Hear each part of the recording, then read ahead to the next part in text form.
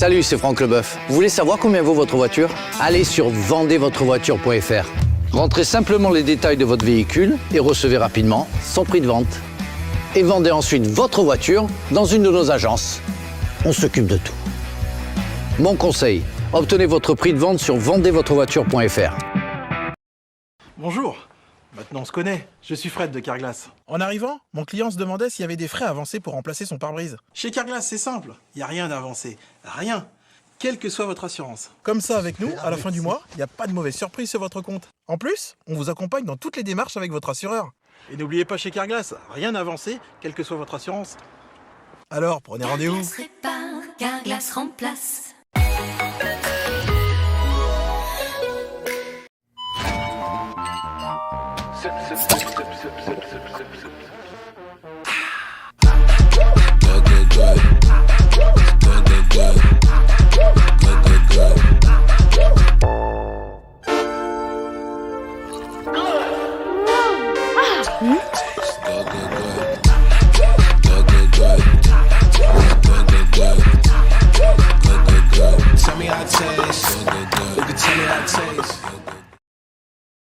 Coucou, on veut se mettre à côté de toi dans le bus. Moi? Oui, toi? Mais waouh! Mais j'ai jamais vu quelqu'un aussi bien dessiné que toi. Tu es un génie. Gabriel! Moi?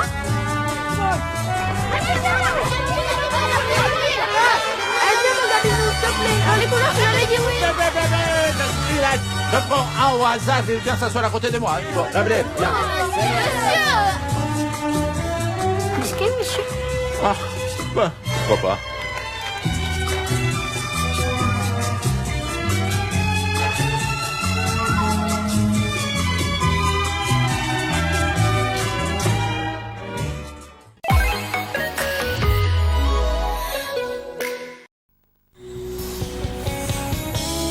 Le 31 mars 2005, une nouvelle chaîne arriva sur la télévision française, Direct 8. Bonsoir, bienvenue sur Direct 8. Elle a été inaugurée ce 31 mars 2005 par Vincent Bolloré et Philippe Labro, qui seront les présidents de cette chaîne.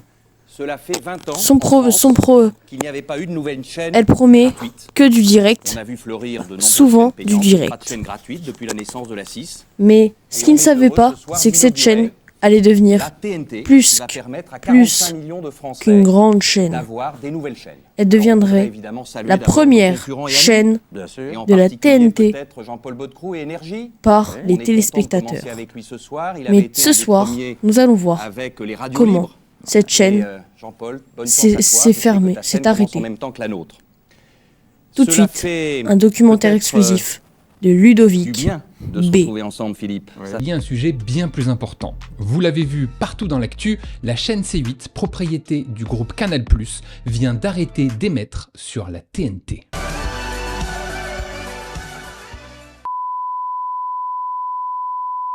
Tout comme la chaîne Énergie 12 d'ailleurs, même si on parle moins d'eux, faut pas les oublier.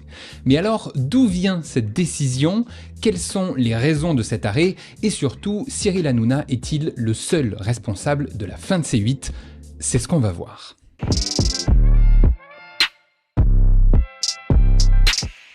Bon, déjà, il nous faut un peu de contexte pour comprendre comment une chaîne de télé peut se voir refuser le droit d'émettre sur la TNT. Il faut savoir que les chaînes de télé françaises ne sont pas propriétaires de leurs canaux de diffusion, c'est-à-dire que TF1 est propriétaire de ce qu'il diffuse, le contenu, mais pas du canal 1, le contenant. Les canaux font partie du réseau national public, ils appartiennent à l'État. Et les entreprises privées de télévision, qui utilisent ces canaux pour diffuser leur contenu, ont d'abord été sélectionnés pour pouvoir émettre sur ce canal parmi plusieurs projets.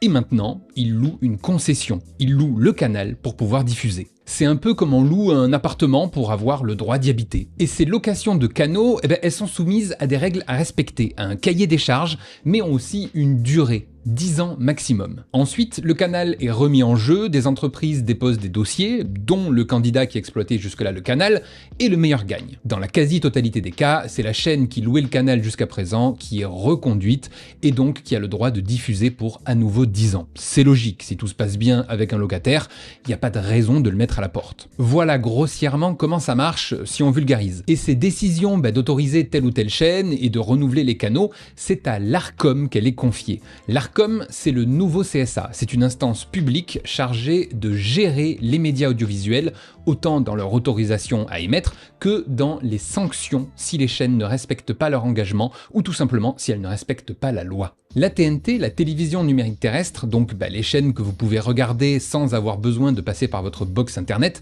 a été créée en 2005. Les différents canaux ont été attribués, puis renouvelés 10 ans plus tard en 2015, et encore 10 ans plus tard, donc en 2025, cette année, c'est à nouveau la fin des concessions et donc le renouvellement des canaux. Une dizaine de chaînes de télé prétendent à leur renouvellement et parmi les candidats, on retrouve les chaînes de télé sortantes, candidates à leur renouvellement, mais aussi des chaînes de la TNT payantes qui souhaiteraient passer en gratuit si un canal se libère, ou encore des projets inédits qui souhaitent créer des chaînes de télé de toutes pièces si là aussi une place se libère. Chaque chaîne dépose un dossier à l'Arcom et ensuite des auditions ont lieu.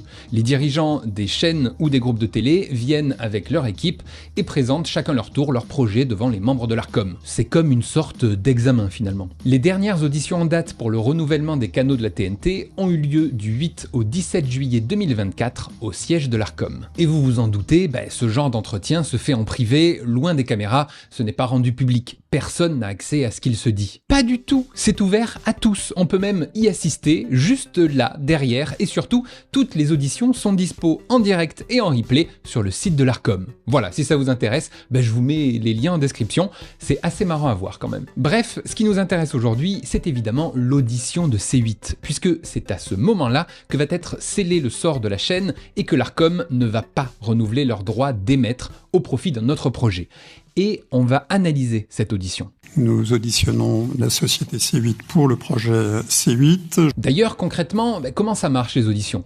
Quelques semaines avant, les chaînes déposent un dossier avec un business plan, une description des programmes, de l'ADN de la chaîne, des engagements qu'ils vont prendre, etc., etc. Puis, place à l'audition. Elle dure 1h30, 30 minutes de présentation qui reprend les points du dossier, suivi d'1 heure de questions-réponses avec le collège de l'Arcom. Pour représenter C8, on retrouve le PDG du groupe Canal+, propriétaire de C8, Maxime Saada, la secrétaire générale du groupe, la directrice financière, la directrice marketing, le directeur des programmes et le directeur général de C8. Bref, il y a du beau monde. Et pour info, ils se connaissent très bien, la délégation de C8 et les membres de l'Arcom, puisque ces dernières années, C8 a été sanctionné à plusieurs reprises par l'Arcom. Rappelez-vous, le rôle de l'Arcom, c'est pas uniquement de distribuer les canaux de diffusion, c'est aussi et surtout de veiller à ce que les chaînes respectent leur engagement et la loi. Et si c'est pas le cas, ils convoquent la chaîne, demandent des explications et si besoin, il sanctionne. Et C8 s'est fait énormément sanctionner par l'Arcom ces dernières années. Il suffit de taper d'ailleurs C8 dans la barre de recherche du site de l'Arcom pour s'en apercevoir. Rappel à l'ordre, mise en demeure, sanctions, bref, il y en a beaucoup. En l'espace d'un an, C8 a reçu 7 sanctions de la part de l'Arcom. Et la quasi-totalité des sanctions étaient contre une seule émission, TPMP. Alors, on va pas revenir sur chaque sanction ici, mais ce qui est reproché à TPMP, c'est un manque global de maîtrise de l'antenne, avec des séquences d'agression sexuelle, de publicité clandestine, de non-respect de la protection des mineurs, de non-respect de la pluralité des points de vue, d'insultes envers plusieurs élus de la République, de désinformation, bref, la liste est longue et, de manière objective, chaque sanction est justifiée si on s'en tient à la loi audiovisuelle. Aucune autre chaîne de télé ou même émission n'a reçu autant de sanctions que C8 et TPMP. Dans toute l'histoire de la télé, avoir une sanction de l'Arcom, c'est rare pour une chaîne ou une émission. Quand il y en a une, c'est déjà un événement. Alors, 7 en un an, vous imaginez que ça fait un peu beaucoup quand même. Bref, c'est dans ce contexte tendu entre C8 et l'Arcom que commence l'audition du renouvellement du canal attribué à C8. Monsieur Saada, vous avez la parole. Je vous rappelle que l'audition est publique.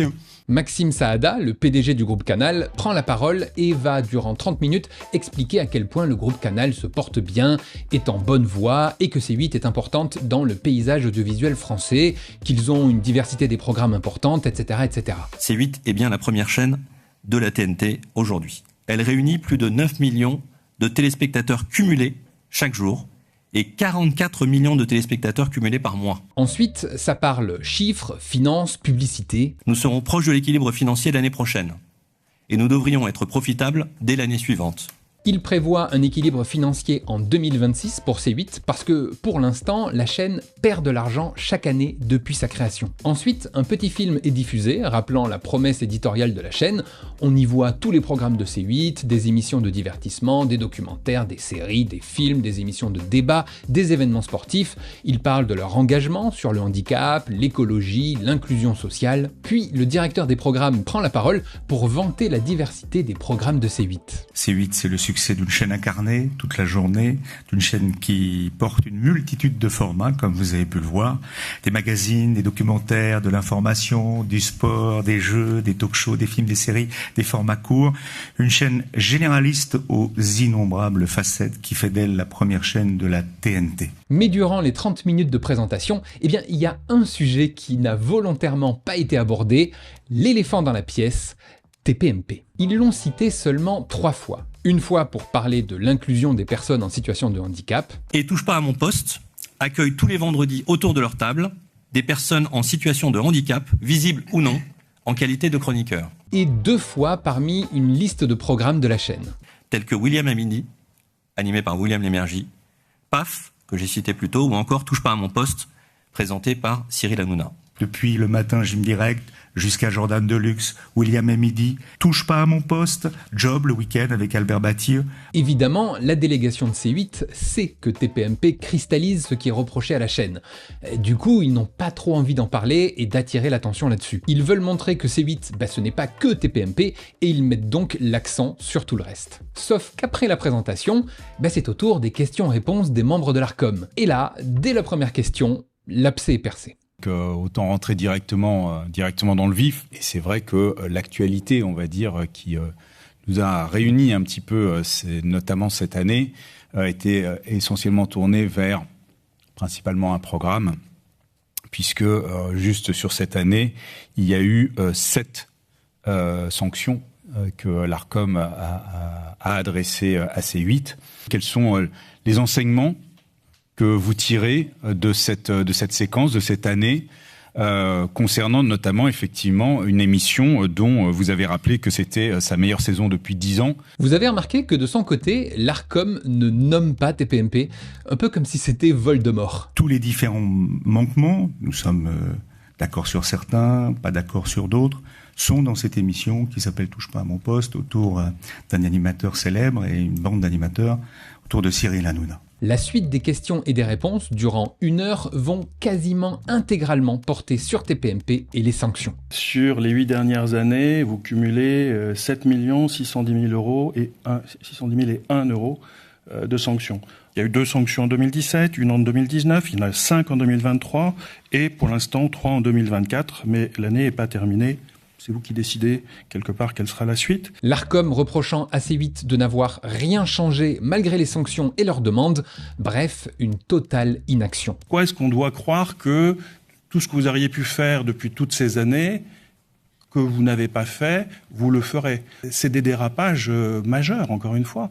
Par exemple, l'Arcom avait par le passé demandé à C8 d'instaurer pour les émissions en direct de TPMP un time delay, c'est-à-dire que les émissions ne seraient plus du vrai direct, mais qu'il y aurait un différé de 15 à 30 minutes, laissant la possibilité à la chaîne de couper des passages qui vont à l'encontre de la morale, de l'éthique ou de la loi. Et je le rappelle, ces valeurs, elles font partie du cahier des charges qu'a signé C8 avec l'Arcom pour pouvoir diffuser au départ sur le canal à la création de la chaîne. Bref, C8 avait toujours refusé ce time delay, argumentant que ça perdrait en naturel et que Cyril Hanouna n'en voulait pas. Sauf que là, dans le dossier présenté à l'Arcom pour leur renouvellement, C8 intègre enfin le time delay. Nous avons donc décidé pour la rentrée de faire un time delay suffisamment important pour TPMP qui nous évitera tout débordement. Du moins je l'espère, évidemment, je le souhaite. Nous nous engageons sur un time delay à minimum de 30 ou de 15 minutes, en accord avec le producteur et avec Cyril Hanouna, qui est totalement en phase avec ça, suite aux différentes expérimentations. Mais, fondamentalement, je le dis, nous avons demandé à la production, notamment de la rédaction en chef de l'émission, de davantage sécuriser toutes les séquences, afin d'éviter toutes les mésaventures que nous avons vécues, et vous et nous, parce que c'est une émission qui est importante, elle parle à près de 5 millions de Français tous les soirs. Nous avons, comme vous l'avez dit, une responsabilité, et donc nous avons énormément appris de cela. Il propose même de signer n'importe quel accord venant de l'Arcom si ça permet de maintenir C8. Si vous nous demandez de prendre des engagements qui ne sont pas dans le dossier supplémentaires, nous serons, s'ils sont importants pour vous, nous sommes tout à fait favorables à le faire. Sauf que l'Arcom va juger un peu facile que C8 accède à toutes les demandes de l'Arcom une fois qu'ils sont au pied du mur pour le renouvellement. C'est un peu tard. Et l'Arcom ne se cache pas de le dire. Nous nous engageons ce matin sur cette nouvelle mise en place. Mais à nouveau, pourquoi ce matin? Pourquoi ce matin? Parce que c'est l'occasion de parler de... Non, j'entends bien, mais les premières sanctions, elles remontent très loin. Et puis, rien ne prouve que même en signant un cahier des charges avec des engagements clairs, C8 va tenir ses promesses, puisqu'ils ont déjà un cahier des charges qu'ils ne respectent pas. Et ça fait plusieurs années qu'à chaque sanction, C8 promet que ça ne se reproduira pas, pourtant, à chaque fois, ça se reproduit. C'est dans cette salle qu'ont lieu les audiences de procédure de sanction. À chaque fois, on a eu cette discussion. Comment assurer la maîtrise de l'antenne? Et à chaque fois, j'ai le souvenir que vous nous avez expliqué que ça ne se reproduirait pas, que vous alliez prendre les dispositions pour que ça ne se reproduise pas. Et ça revient.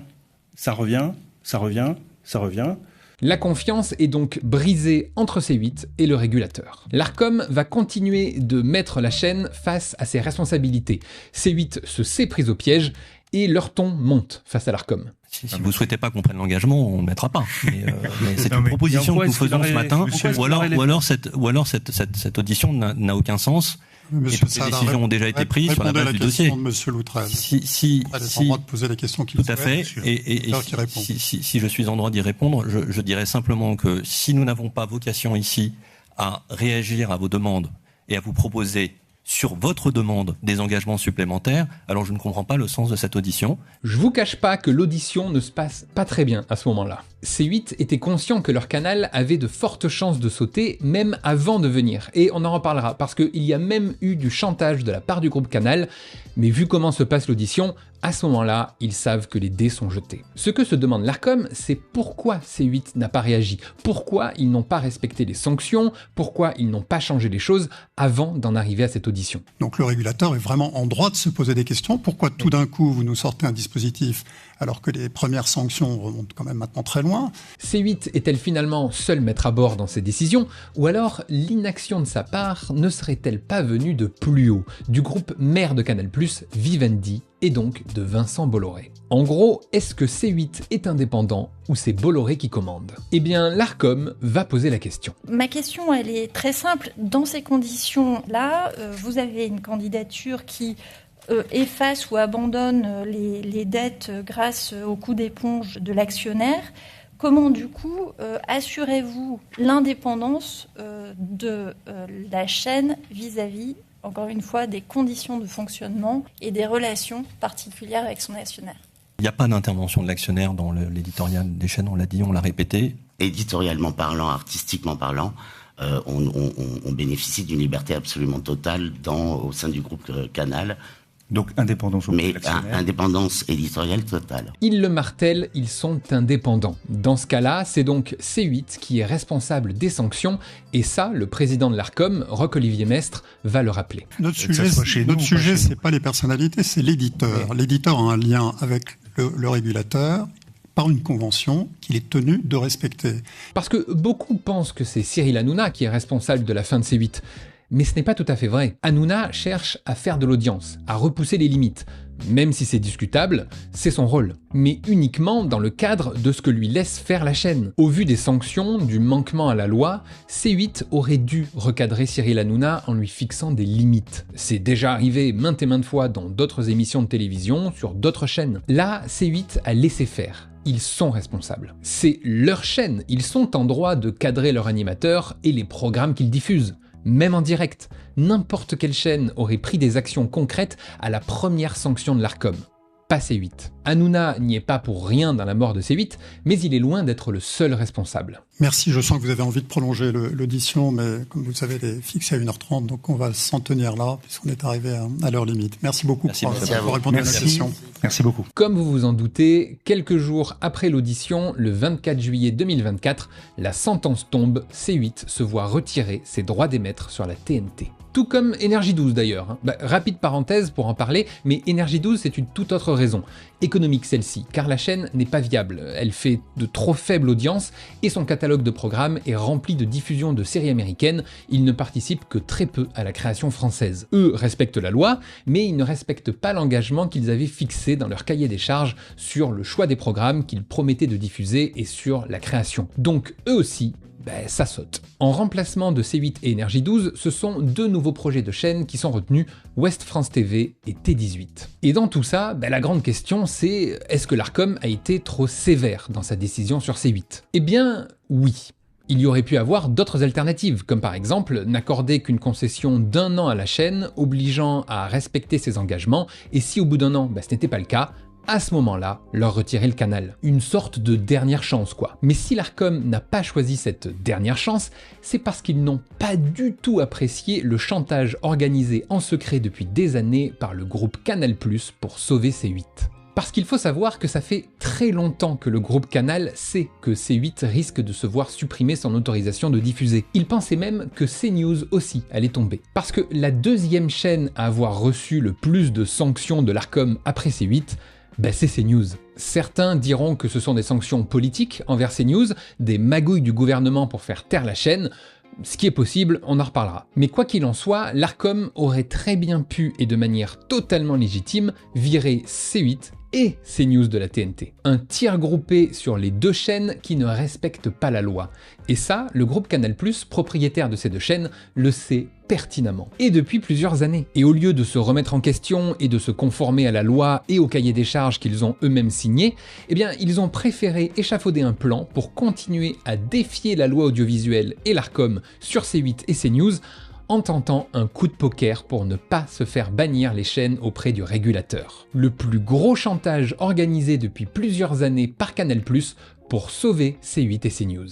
Et je peux le prouver. Comme on l'a expliqué, les chaînes de télé ont des autorisations de 10 ans maximum, puis doivent passer devant l'Arcom pour les faire renouveler. Et comme toutes les chaînes de télé ne se sont pas créées en même temps, les échéances de renouvellement ne tombent elles aussi pas en même temps. Par exemple, le droit de concession de la chaîne Canal+ prenait fin en 2020. Quelques mois plus tôt, en 2019, la délégation de Canal+ est donc passée devant l'Arcom pour son renouvellement. Contrairement à CNews et C8, qui avaient déjà à l'époque reçu pas mal de sanctions, l'Arcom n'a rien à redire à la chaîne Canal+.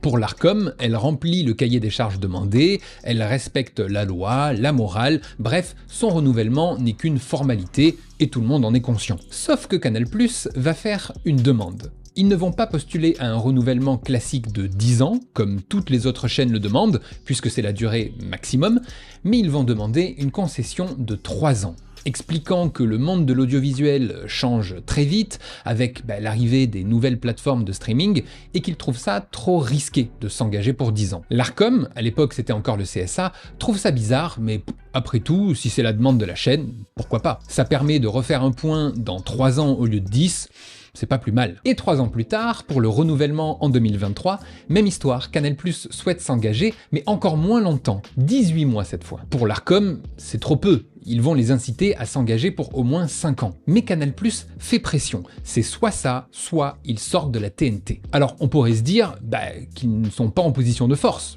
L'Arcom aurait pu refuser en mode non, vous dégagez, point. Sauf que, contrairement à ce qu'on peut croire avec C8 ou Énergie 12, l'Arcom n'a aucun intérêt à virer les chaînes existantes de la TNT.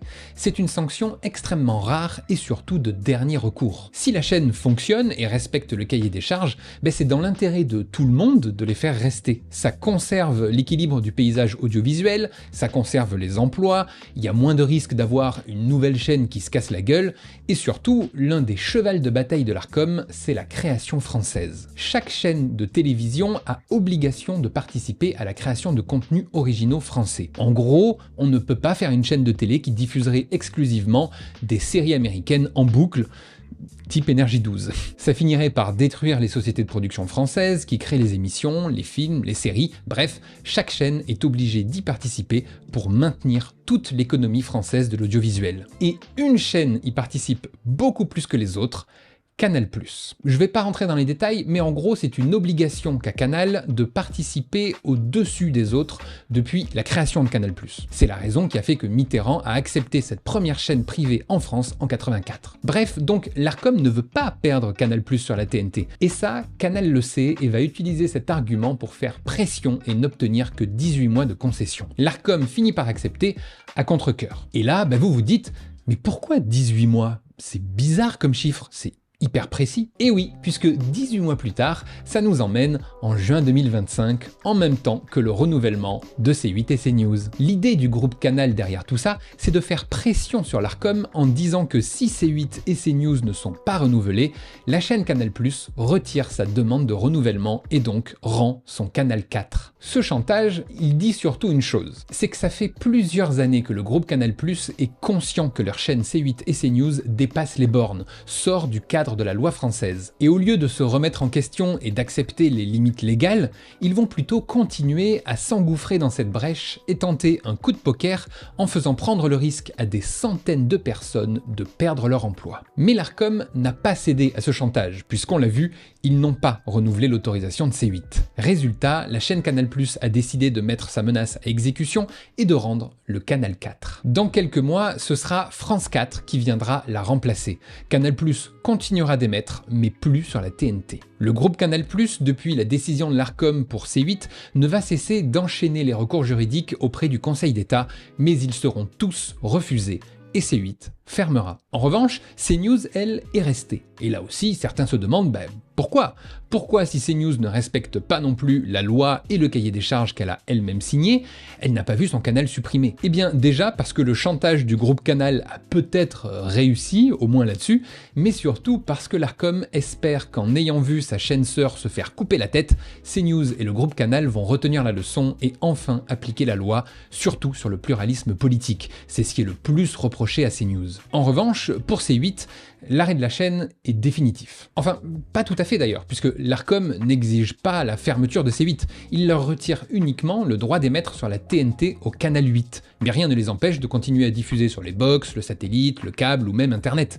Mais sur un autre canal, sûrement en fin de bouquet, c'est-à-dire loin dans la numérotation, donc avec moins de visibilité. Bon, il faut reconnaître que économiquement parlant, pour une chaîne comme C8, ce ne serait pas viable. Et donc, le retrait de la TNT signe en réalité la mort de C8. Et ça, l'Arcom en est conscient. Surtout que le déficit de la chaîne depuis 2005 s'élève à 736 millions d'euros. La chaîne n'a jamais été rentable de toute son existence. Il nous reste un dernier point à voir, celui de l'enjeu politique de l'arrêt de C8. Après la décision de l'Arcom, beaucoup de personnes ont crié au scandale, à la mort de la liberté d'expression et à la magouille du gouvernement. Et la question est légitime, le gouvernement a-t-il influencé la décision de l'Arcom sur la fermeture de C8 ? On ne va pas se lancer dans une explication sur les liens entre l'Arcom et le pouvoir, comment les membres de l'Arcom sont nommés, etc., etc., parce que ça, on en parlera une prochaine fois, c'est promis. Mais techniquement, c'est possible qu'il y ait eu une influence du pouvoir, même si l'Arcom est officiellement indépendante, tout comme C8 au final. Indépendance éditoriale totale. En tout cas, il n'y a aucune preuve tangible qui puisse affirmer qu'il y a eu une magouille politique, comme il n'y a aucune preuve qu'il n'y ait pas eu de magouille politique. Mais au final, ça change pas grand-chose, parce que l'Arcom avait déjà toute la légitimité de faire fermer C8. Toutes les sanctions envers C8 et TPMP sont justifiées, n'en déplaise à certains. C8 n'a pas changé son organisation pour éviter les dérapages, et selon les règles établies, les lois, l'Arcom, si on suit le raisonnement, doit retirer son canal à C8 pour être en accord avec leur rôle de régulateur. Influence du pouvoir ou pas. Là où il y aurait eu une magouille politique, c'est si, malgré la légitimité de l'Arcom à faire cesser d'émettre la chaîne pour faire respecter la loi, C8 était renouvelé. Là, il y aurait de quoi se poser des questions, puisque ça aurait été contraire à la logique, contraire à la morale, à l'éthique et à la loi. Et si l'Arcom avait laissé la diffusion de C8, ça aurait été vu comme un acte de faiblesse. Ça montrerait que l'Arcom n'a pas de réel pouvoir et ne sert à rien. Ce serait aussi ouvrir une brèche pour le reste des chaînes, leur montrant que eux aussi, ils peuvent ne pas respecter la loi. Cette décision n'est pas tombée de nulle part. 15 sanctions ont été portées contre C8, toutes justifiées. Au moment précis des auditions, l'Arcom était obligé de sévir. Il n'avait plus le choix face à C8 et au groupe Canal qui ne cessaient de les défier et de faire du chantage. Donc, pour conclure, si le bateau C8 a coulé, ok, c'est parce que un des moussaillons, Cyril Hanouna, a troué la coque de toutes parts, mais que les capitaines du navire l'ont regardé sans rien faire et l'ont même aidé à faire des trous plus gros. Ce qui est triste, c'est que les autres émissions de C8 subissent l'arrêt de la chaîne alors que eux n'y sont pour rien. Alors, c'est le moment de se dire au revoir. Je précise qu'il n'y a pas de bonne compagnie qui se quitte. Donc, on va tout faire pour se retrouver un jour. Et bien voilà, il est temps de vous dire au revoir un petit peu spécial, un clap de fin, après 20 ans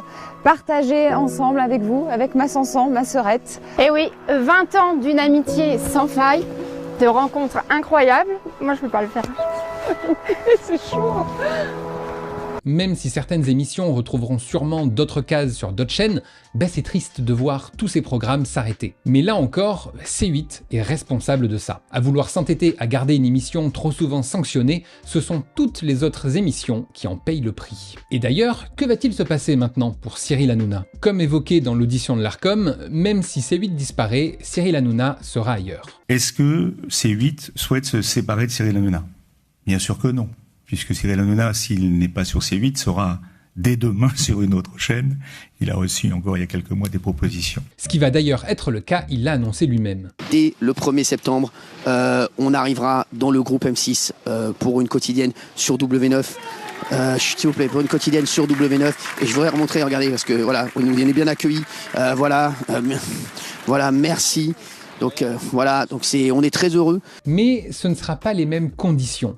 Cyril Hanouna ne sera pas laissé en roue libre par la chaîne qui le recueille, de peur de se voir eux aussi supprimer le droit de diffuser. Un risque beaucoup trop grand qu'aucune chaîne ne peut prendre. Que ça lui plaise ou non, il devra être cadré. Ce qui est sûr, c'est qu'Hanouna a apporté à la télé une autre façon de faire de la télé, plus libre, sans barrière. Mais ça ne veut pas dire un progrès. La télé se doit d'être exemplaire, tout comme la radio, la presse écrite ou même les réseaux sociaux. On ne peut pas se permettre de faire n'importe quoi sous prétexte de liberté. On vit dans une société les uns avec les autres, avec nos différences, nos points de vue, qui peuvent et qui doivent tous s'exprimer, mais dans le respect des règles éditées par cette même société. C'est ce qu'on appelle le vivre ensemble. Une règle enfreinte trop souvent par TPMP et C8 qui leur vaut aujourd'hui leur fermeture. Depuis le 29 février, un encart sur C8 et Énergie 12 annonce que les canaux resteront vides jusqu'au 6 juin avec la nouvelle numérotation de la TNT et l'arrivée de 2 nouvelles chaînes en remplacement, T18 et Ouest France TV. Reste à voir ce que ces chaînes vont donner et quel sera l'avenir du groupe Canal et de Cyril Hanouna. On suivra ça de très près. Voilà, c'est la fin de cette vidéo. Maintenant que vous savez tout sur la fermeture de C8, j'ai pas trop parlé d'ailleurs de la vision de Bolloré qui se cache derrière son empire médiatique, mais ça... Voilà, vous avez regardé ce documentaire de Ludovic B. Et tout de suite, merci pour ce documentaire. Tout de suite, la fin de C8. Bonne soirée. C'est maintenant le moment de se quitter. L'histoire de C8, nous l'avons écrite ensemble. Alors, du fond du cœur et de la part de toutes les équipes, merci. On vous embrasse fort. On vous aime. Merci à vous de nous dire au revoir avec des fleurs. Merci à vous. Et surtout, vous remerciez vous, voilà, qui êtes là avec nous depuis la première. Merci à tous. Merci d'être là. Merci. Merci à vous. Ciao. Merci toutes et tous d'avoir été là. Merci vraiment du fond du cœur. Il est l'heure de se quitter. Une page se referme, une autre s'ouvre. Belle route à vous. Je pleure maintenant. À bientôt. Je vous aime fort et n'oubliez pas, la télé c'est que de là. Merci les séries. Merci à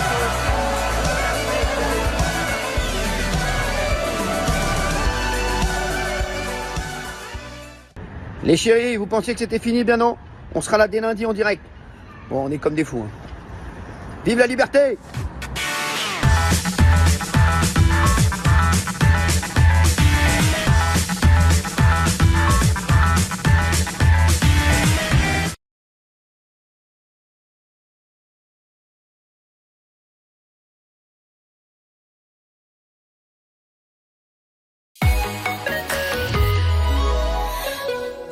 Salut, c'est Franck Leboeuf. Vous voulez savoir combien vaut votre voiture? Allez sur vendezvotrevoiture.fr. Rentrez simplement les détails de votre véhicule et recevez rapidement son prix de vente. Et vendez ensuite votre voiture dans une de nos agences. On s'occupe de tout. Mon conseil, obtenez votre prix de vente sur vendezvotrevoiture.fr. Bonjour, maintenant on se connaît, je suis Fred de Carglass. En arrivant, mon client se demandait s'il y avait des frais avancés pour remplacer son pare-brise. Chez Carglass, c'est simple, il n'y a rien d'avancé, rien, quelle que soit votre assurance. Comme ça, avec nous, à la fin du mois, il n'y a pas de mauvaise surprise sur votre compte. En plus, on vous accompagne dans toutes les démarches avec votre assureur. Et n'oubliez pas chez Carglass, rien d'avancé, quelle que soit votre assurance. Alors, prenez rendez-vous. Carglass répare, Carglass remplace.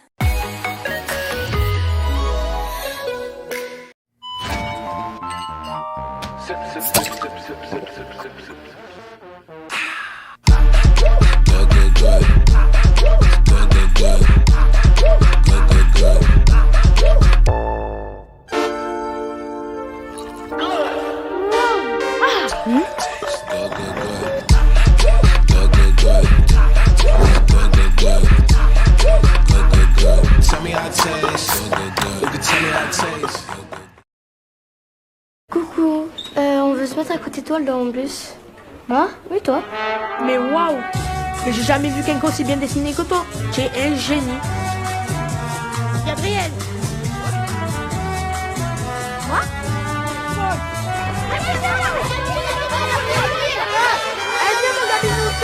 Les couleurs, j'allais dire oui. Je prends un au hasard et viens s'asseoir à côté de moi. Bon, la blé, viens. Monsieur! Ah, bah, pourquoi pas.